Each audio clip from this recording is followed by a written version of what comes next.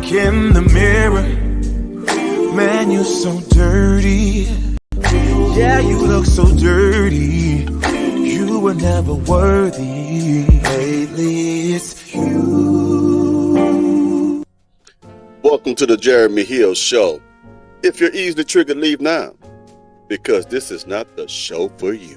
Now, what I'm going to be talking about in this reaction video is about how modern women, black women in particular, love to brag about being homeowners. They want to tell you that there are more black women buying homes now more than ever before. But what they ain't telling you is they're getting kicked the hell out.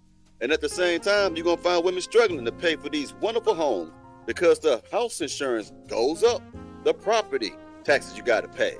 So I'm going to show you a lady who's going to tell you that she regret that being a single mother. Not a single mother, but a single woman who wants to be an independent musty back heifer. And it's going to be quite hard for a musty back heifer when she doesn't have no home.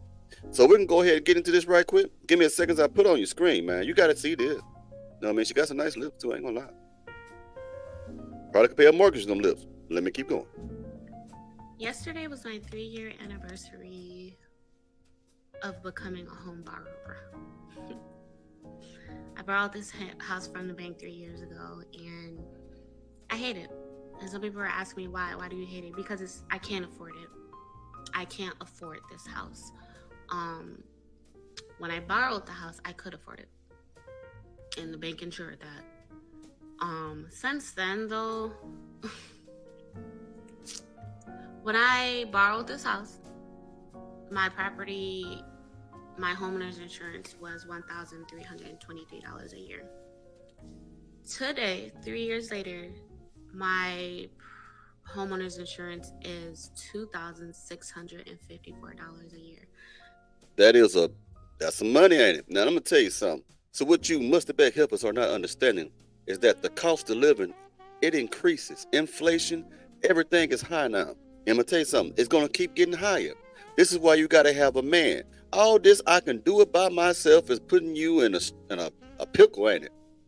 See, like I told you before, you might see these women with these nice houses and these nice cars, but you don't know that they're about a week away from getting thrown out and losing their car getting repoed. These women are struggling to keep their head above water. They look like they're doing well. They're going to tell you that they're doing well, but this woman right here is telling you the truth. She's telling you something that many of us already know already. I'm a homeowner. And yeah, it's right. Your your house insurance will go up if you got to pay your property taxes annually. Now, what happens is if you got to pay a mortgage at the first of the year, and if you got to pay your property taxes at the first of the year, if you got to pay your home insurance at the first of the year, if you got to pay that HOA at the first of the year, man, it could be easy for you to be almost $35,000 to $4,000, depending on where you have for property tax and stuff like that. You women are not good at planning ahead. You just know, I want a house, I want a car, I want this look, I can do it. But you're not considering how things may change in the future. Now, a lot of you are getting, I'm gonna prove it in a minute, but y'all getting kicked out on your ear.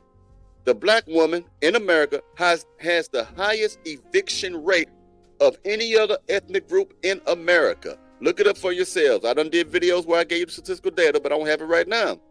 You cannot afford the lifestyle that you need. You need a man now.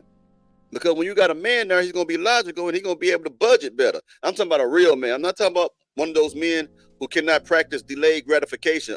Not one of those men that cannot sit back and save his money. Not one of those men that has trouble with impulsive buying. I'm talking about men who actually have matured enough and actually develop a type of restraint to where they can budget their money efficiently, okay? And if you are a man who struggle with that, you have to come out of that, man, because you cannot really be a successful provider if you're not able to control your spending habits. Because the ones who really struggle with spending with money, most times it's women. Women tend to have the worst credit. Women tend to be in the most debt. Women always seem to have credit card debt or any other type of debt, student loan debt, more than men do. And they have a hard time controlling their impulses to buy something. As soon as they see it, they got to have it. That's more of a feminine mindset. So the men must come out of that to be a successful provider. And once you become that, women, your woman, especially your children, your children will look at you as an example, and you'll find more respect, okay? Because the thing is, when you got a man in your household who can control the budget, and he will tell his woman, no, we can't afford that. We ain't going on no trip this year. We need to put some money aside for a business, or we need to put some money aside for a rainy day. You got to let a man rule the household. That's why it's important to allow the man to rule the household. All this, I'm an equal. You ain't equal to shit. You're not equal, lady. You're not. A man has his position. A woman has her position. The man is the leader at all times, okay? So now you're looking at a struggling woman right now who no one told her. If she had a father, he should have told her. If she had a good man as a husband, he would have told her. But this is what happens when you get all this education, you think you the shit, and you think you can do it. You start to, the old folks used to say when it comes to food, but I can apply it to this right here. When you get a whole bunch of food on your plate because the food looks so good in these different pots and you can't eat all the food. The old folks used to say when I came up, your eyes are bigger than your appetite. Your eyes are bigger than your appetite. And this is what's going on with the modern day black woman. They see all these extravagant things, all these name brand things. They see the ego boost from having something, owning something, achieving something, but they don't have the capability to maintain it. Gaining something is one thing, maintaining it is another. And you will soon discover as you age that maintaining that which you have gained can prove to be more challenging than gaining it. The game is gaining and then maintaining and then gaining and then maintaining. You try to double up, but the hardest thing is keeping what you've got. It's not always getting what you got. It can seem like it's hard to get it, you know what I mean? Because you got the start of everything is the most difficult part of it. That's just life and that's just business. But try to keep it. That's the hardest thing, because temptations will come your way. People will hate on you. There's going to be setbacks. And I ain't trying to go too far in this, but I'm just letting you know. It might be a little rant, but I want you to get focused on maintaining, keeping what you have. That's the purpose of saving your money. You can still invest, but you need to save your money. And I would advise you to have at least 6 times the amount of rent or the amount of mortgage that you pay on your dwelling. Save at least 6 months of that. So when something comes your way, you won't be stressed out so hard. And it's difficult to do that, especially if you have a hard time controlling your spending habits, but it can be done. So I'm hoping I'm helping some young man or even some young woman with the information that I just provided to you, because you need to learn this when you're young. Because when you go through life, a middle-aged person, and then you try to learn these habits, it can be difficult. And by then, you're probably already in debt, and you got to get out of it, okay? So let's keep going. That is a little over $100 increase, which is added to my payment. Now, I know a lot of people will say crap like, oh, well, if you buy a house, your mortgage will be cheaper than your rent. Sure, if I were to rent a 4-bedroom, 2-bathroom house, my rent would be a lot more than my principal and interest on this house. However, I'm escrowed, so it doesn't fucking matter, because I have to pay principal and interest, my property taxes, and my homeowner's insurance monthly. So I know some people will usually say like, oh, my mortgage increased by $200 this year. Yes, we're not actually referring to the mortgage, which is the principal and interest amount. We're referring to the overall payment that we have to submit to the bank every month. It's not actually the mortgage, we know that, but we're in escrow, we don't have a choice. So it's the mortgage payment that we're paying. When I signed up for this fucking house, I signed up to pay $1,800 a month. I'm close to the $2,200 now in 3 years.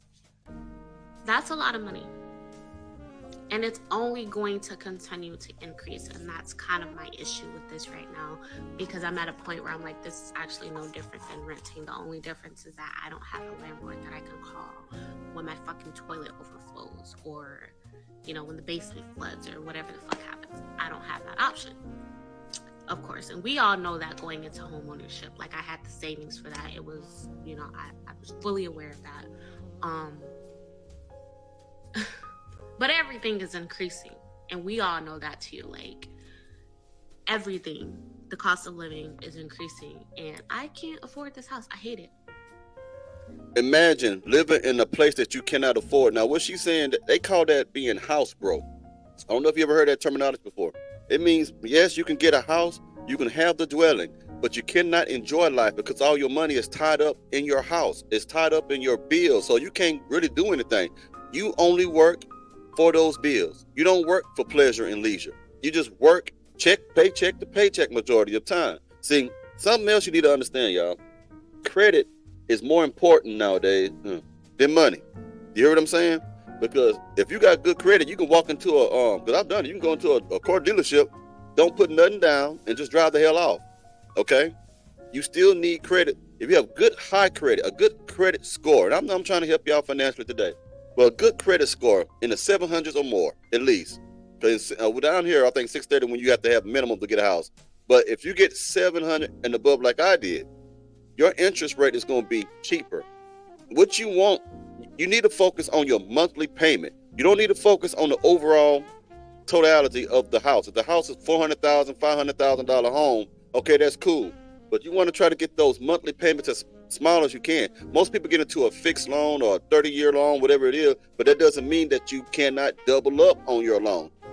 Even if you pay an extra $100 on top of what you pay in mortgage, you will be cutting down the interest that is on top of your principal balance. So it means you'll pay your house off quicker. If you just add $100 more to the payment, if your monthly payment is let's say $1,700, put 17, you know what I'm saying? What I'm trying to say here. It says 1,000. Just put make it 1,100 when you pay it. You'll pay your house off quicker. You know what I mean? It will. Now the property tax, you're gonna pay that till you die. From my understanding, I don't know if you got to get a certain age before you have to stop doing that, but you're gonna keep paying that. That's life. This is the reality. This is what a man thinks about before he tries to get a home. He think about, can I afford it? Will I have enough money to do so? Do I have enough money saved up? Is my credit right? Will I be able to sustain this lifestyle? This is what grown men think about. This is not the mindset of a Pookie, Ray Ray, and Nook Nook. You know, the type of men that these mustard-backed heifers look for.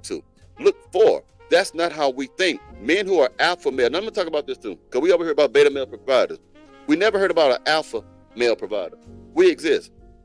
Alpha male providers are simply men who take care of their family. They are providing for the family, but they rule their household. There's nothing wrong with being a provider. All you hear about is beta males, simp suckers, and shit like that, but I'm gonna show you something different. A man should strive to be an alpha male provider if he wants to be in a marriage and have children. He wants to lead the household. He wants to be able to provide and protect for his children. It's okay to be an alpha male provider, but it's never okay to be a beta male provider because you're just being used. You get what I'm saying? An alpha male is the one who runs the show. He's the dominant one. He's the most domineering force in that household. And preferably he has a relationship with the Most High, which is God. Now, if you don't do that, that's up to you, but you're still going to want a man who's going to have his shit together and have a wise mindset when it comes to money. Now, if you're good at doing the books better than he is, it just is what it is. But he needs to be in control of those finances, man, if he is a good leader. This woman is suffering because she does not have a man with that type of mindset. She does not have an alpha male provider. She doesn't have a man to lead her and guide her so they can both kind of work together and try to get this shit done. That woman gonna end up leaving that place for a smaller place or going back, because you can hear it in her voice. She already regrets having this home. And that is the dream of many Americans, especially Black Americans, to own a home. You get what I'm saying? But you reach for this. How the banks get you. They'll approve your loan. They can look at you and look at your shit and say, okay, she probably ain't gonna be able to afford it anyway, but we'll go ahead and do this shit. But then they foreclose on your shit and still get their money back because they're gonna give it to somebody else. Somebody else gonna want your stuff. We gotta start becoming more financially literate in the Black community. We have to see, this is the shit you need to learn in schools. A lot of shit they teach you in school is a bunch of bullshit. They need to teach you how to be wise. They need to teach you how to balance a checkbook, how to save money, how to invest. That's what they need to teach you. You shouldn't have to pay extra money to go to college to learn them certain things. Because the majority of people do not go to colleges. They don't go to university. They don't get degrees. There's more people who don't have a doctorate degree than there are that do. There's average people, regular A and B, C, some of you even D students. That's what America is. Not a bunch of A+ motherfuckers who can do trigonometry and shit. This is what you need to be teaching your children, men and women. You need to teach your children what it means to be an adult and what they're going to have to face. And don't act like money does not affect you. The love of money is the root of all evil, because you'll do anything for it. You'll be evil. You'll sell people out. You'll be malicious and shit just to get $1. That's the love of it. But you need to have money to make things work. So you can get money, but don't love it. and understand how to make things work with your money. Some of you don't understand how to make your money work for you. You just make money. You need to learn how to invest. You need to find out how to make businesses, how you can develop residual sources of income. You need to learn how to diversify your sources of revenue. Most times, millionaires did not get rich because they had money in one thing. A lot of times, millionaires got rich because they had investments in other things. They had their eggs in so many different places. They did not put their eggs in one basket. They were already in other shit. And that's what the black community has to learn. To stop putting all your eggs in one basket. Take risks. The only way you're going to really make it if you take risks. But you got to take calculated risks. She didn't think. She just jumped out there and got a house. Now she regretted. And she going to lose it. But let's keep going. But I can't, it's like, I'm probably not going to go back to renting because I invested over $30,000 into living here for upfront costs, not referring to how much I've paid in my mortgage and all that. But I'm a single mom. And regardless.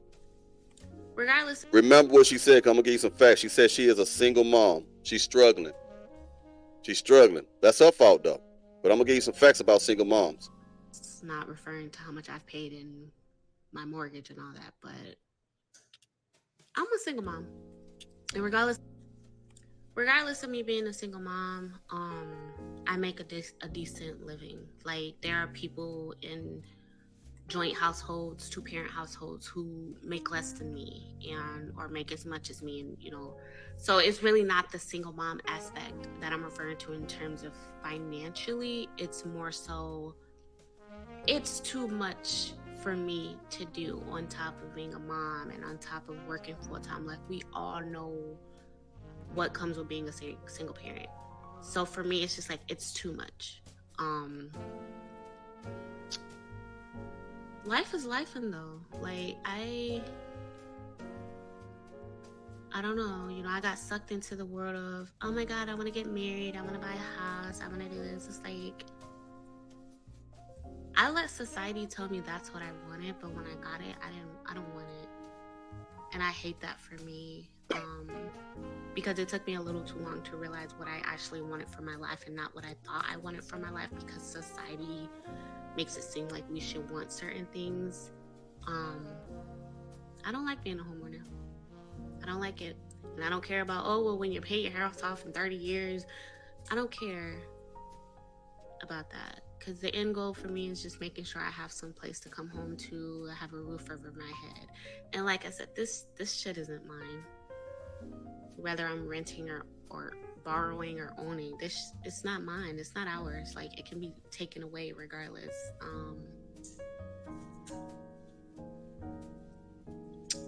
I'm depressed. I'm depressed. I'm just waiting. She is depressed because she has no man in her life to lead her. This is why you got to have a leader. This is why you got to have a man take over. These women are making decisions that are putting more and more loads of stress and pressure on their own shoulders. And they blame everybody else for it. But this is her decision. You ladies need to be underneath the authority and the direction of a good man. And I keep emphasizing the word good because there are different type of men out there.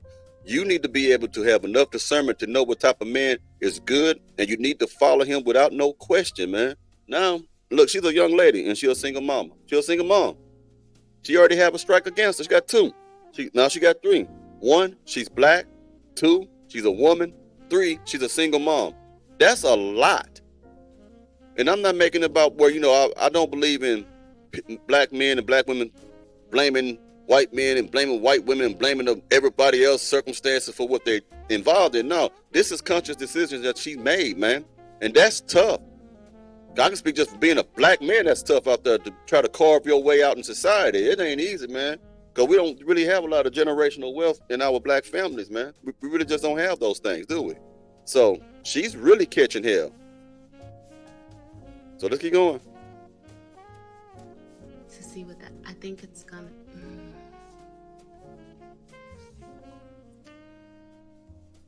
I'm stuck. I feel stuck. I'm depressed. I feel stuck. I feel lost. I'm not happy. I'm not happy. My rant is over for today. Telling y'all, you ladies better learn to wake the hell up. Now, let me show you some facts about this right quick, about these women getting kicked out when they're single moms. 1 second, I put it on your screen. Give me a moment. We're going to read this together. Now, it says here, according to evictionlab.org, it says that those living with children are at the highest risk of eviction. Households that include children are filed against for eviction at high rates. Indeed, the eviction filing rate for adults living with a child was 10.4%, over double the risk for adults living without children. And that was in October 3rd, 2023. But if you look it up, it's still the same. It's actually worse. Let me get back to this, what I'm going to say. 1 second. And I want to explain to you why why these women are getting kicked out when they have their children.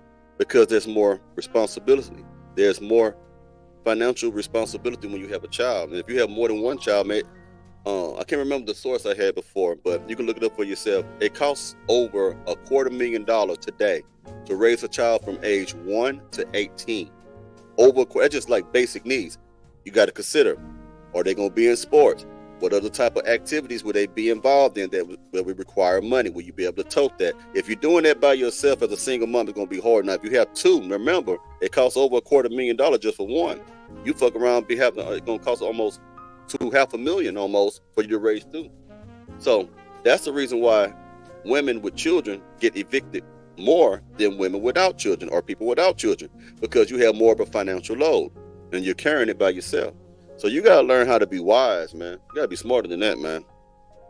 Well, I hope you enjoyed this educational video. This is an educational video for educational purposes. I wanted to cover a little bit about financial literacy, a little bit in this episode. So I hope that you enjoyed it. I hope someone learned something from it, or at least cause somebody to think before they make a big major move. All right, you take it easy now. I'll talk to you later now. You hear?